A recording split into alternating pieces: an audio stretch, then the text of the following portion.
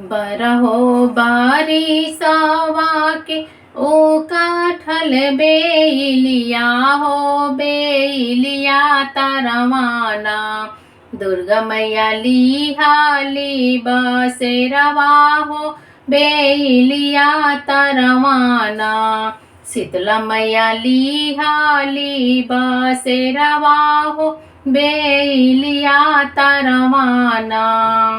कोहरा के पुतवा मैया बड़ा हो गुमानिया बेलिया तरवाना। जोड़ा कलशवाना लियाइले हो बेलिया तरवाना। आजू की रतिया मैया क्षेमा कुशलतिया हो कि होते भोरवाना हो कि होते भोरवाना। जोड़ा कलशवा हम लियाइबो हो कि होते भोरवाना।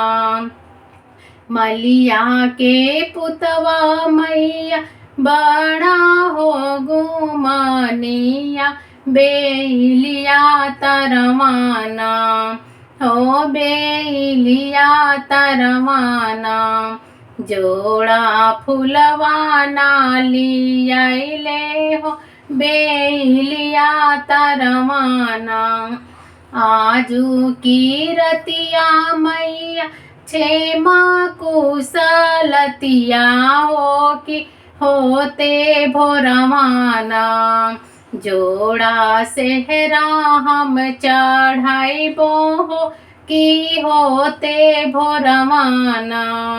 बरहो बारिशवा के ओ काठल बेलिया हो बेलिया तरवाना। मैया मोरी लिहाली बसेरवा हो बेलिया तरवाना।